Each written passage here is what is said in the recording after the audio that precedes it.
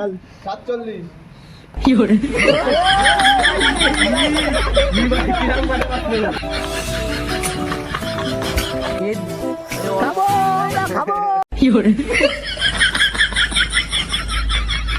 অবশেষে ওরা জালগুলো পাচ্ছে, ঠিক আছে, তো দেখা যাক কি হয়। তো বন্ধুরা, আমরা 3টে চিংড়ি মাছ বাজিয়েছি। এই যে একটা,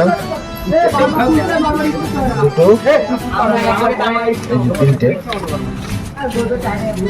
এইটা ডিম আছে আর এইটার ডিম আছে, এর জন্য এই দুটোকে আমরা খাবো না, আমরা তো অ্যাকোয়ারিয়ামে ছাড়বো। আর এইটাকে আমরা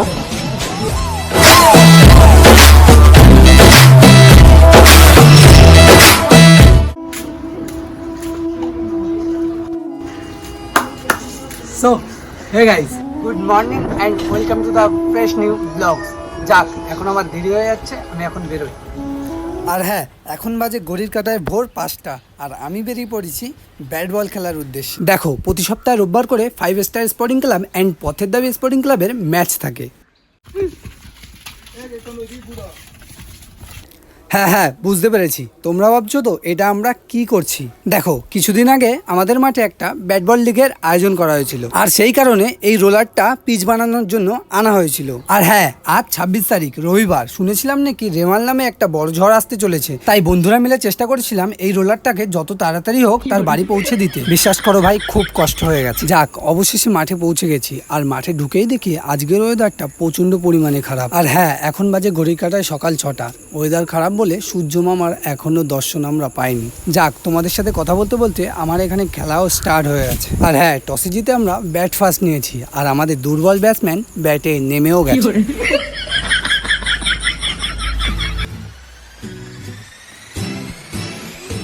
এক ওভার 3 বল হতে না হতেই ঝোড়ো হাওয়া ও বৃষ্টি শুরু হয়। আর হ্যাঁ, রোদ ঝড় বৃষ্টি যাই হয়ে যাক না কেন, পথের দাবি স্পোর্টিং ক্লাব অ্যান্ড 5 স্টারের খেলা কখনোই বন্ধ হয় না। যেমন এই দেখো,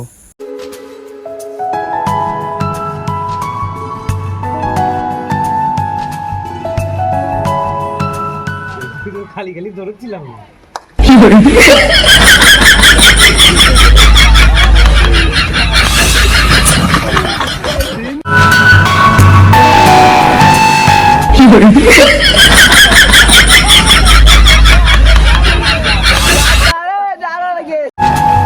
টুকরো হাসি যে মেঘ শোনালো, এক টুকরো খুশি।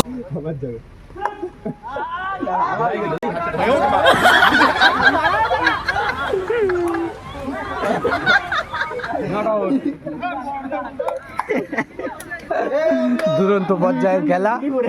47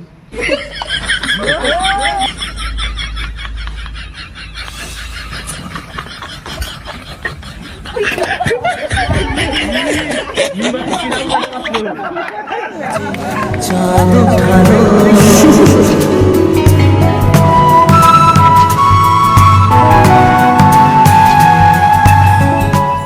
যাই হোক, খেলাটা একটা দারুণ পর্যায়ে চলে গেছে। বাউন্ডারি লাইনে বসে থাকা প্রত্যেকটা প্লেয়ারের মুখের হাসি কোনো মতেই কম ছিল না। আর হ্যাঁ, এই খেলা দেখে আমার তো খুব আনন্দই লাগছিল, বাট বৃষ্টিতে ভিজে আমার খুব ঠান্ডাও লাগছিল, তাই ঠনঠন করে কাঁপতে কাঁপতে বাড়ি চলে আসি। বাড়ি এসে শুনি বন্ধুরা মিলে সবাই একসাথে একটা প্ল্যান করেছে যে আজ গঙ্গায় যাবে। দেখো, প্ল্যানটা শুনে আমার প্রথম তো খুব ভালোই লাগছিল, বাট আজ যে রেমাল নামে একটা ঝড় আসতে চলেছে, তাই খুব ভয়ও হচ্ছিল। যাক, অবশেষে বুকে হাত ও মনে ভয় রেখে বিজয় চলে গেছে তার গন্তব্যস্থলে গঙ্গায়। ओ सजनी रे कैसे कटे दिन रात, कैसे हो तुझसे बात, तेरी याद सतावे रे।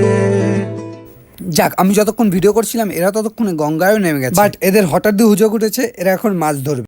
অবশেষে ওরা জালগুলো পাচ্ছে, ঠিক আছে, তো দেখা যাক কি হয়। আর লিটারালি আজকে রোদ্দুর হওয়ার কথা ছিল না, এখন রোদ্দুর উঠে গেছে।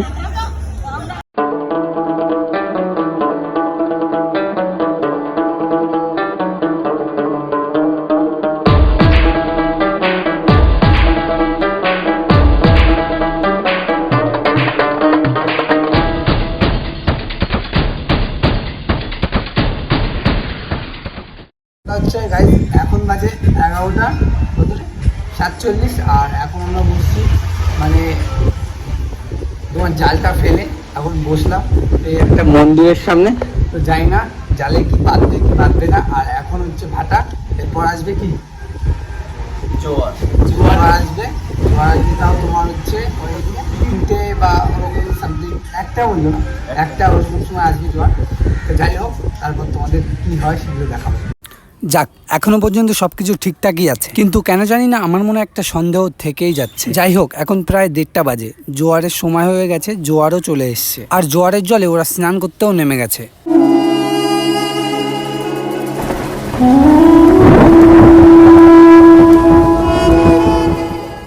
দেখো, যাই হোক, তোমাদের একটা কথা বলি, যেমন সময়ের সাথে সাথে মানুষ চেঞ্জ হয়, তেমনি ওয়েদারের সাথে সাথেও গঙ্গার আবহাওয়া চেঞ্জ হয়। তোমরা বিশ্বাস করবে কিনা জানি না, কিন্তু এটা আমি রিয়েলাইজ করে দেখেছি।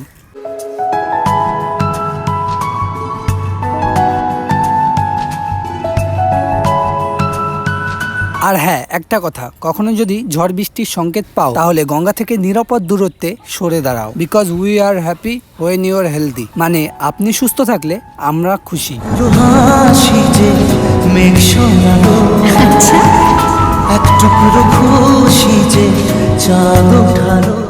যাক, এবার তো তোমাদের মনেই হতে পারে সবাই গঙ্গায় নেমেছে, আমি কেন গঙ্গায় নামি? কারণ গঙ্গায় নামলে ভিডিও করা হতো না, আর সকালে বৃষ্টিতে ভিজে ক্রিকেট খেলে প্রচন্ড পরিমাণে ঠান্ডা লেগে গেছে। এসব কথা বাদ দাও, সামনেই জামাই ষষ্ঠী, আর এদিকে জামাইও রেডি হয়ে গেছে।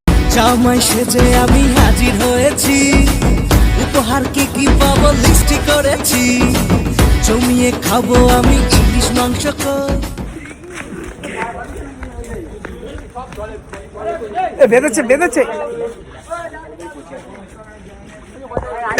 বেঁধেছে।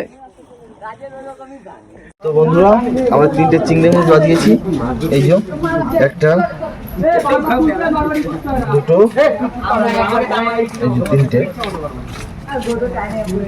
এইটার ডিম আছে আর এইটার ডিম আছে, এর জন্য এই দুটোকে আমরা খাবো না, আমরা তো অ্যাকোয়ারিয়ামে ছাড়বো। আর এইটাকে আমরা হঠাৎ একটা কথায় সারাদিনের আনন্দটাই নষ্ট হয়ে গেল। ওই যে বলছিলাম না, আমার মনে একটা সন্দেহ থেকেই যাচ্ছে। আমি সবাইকে বলেছিলাম জোয়ার হলে হয়তো জালটা হারিয়ে যেতে পারে, কিন্তু কে কার কথা শোনে? ঠিক তাই হলো। সময় তখন বিকেল 5:30। প্রচন্ড বৃষ্টি ও ঝোড়ো হাওয়াতে জোয়ারের স্রোত আরো বাড়তে শুরু করলো। কিছুক্ষণ আগে আমাদের জালের পোতাটা দেখা যাচ্ছিল, কিন্তু জল বাড়ার কারণে সেটাও আর দেখা যাচ্ছে না। হয়তো এবারের মতো আমরা আমাদের জালটাকে হারিয়ে ফেলেছি।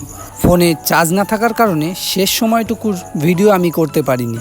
ওই যে যারা বলছিল না কিছু হবে না, তাদের মুখের দিকে এখন তাকানো যাচ্ছে না। কথায় আছে না, চোর গেলে বুদ্ধি বাড়ে, ঠিক ওদের অবস্থাটাও এখন তাই।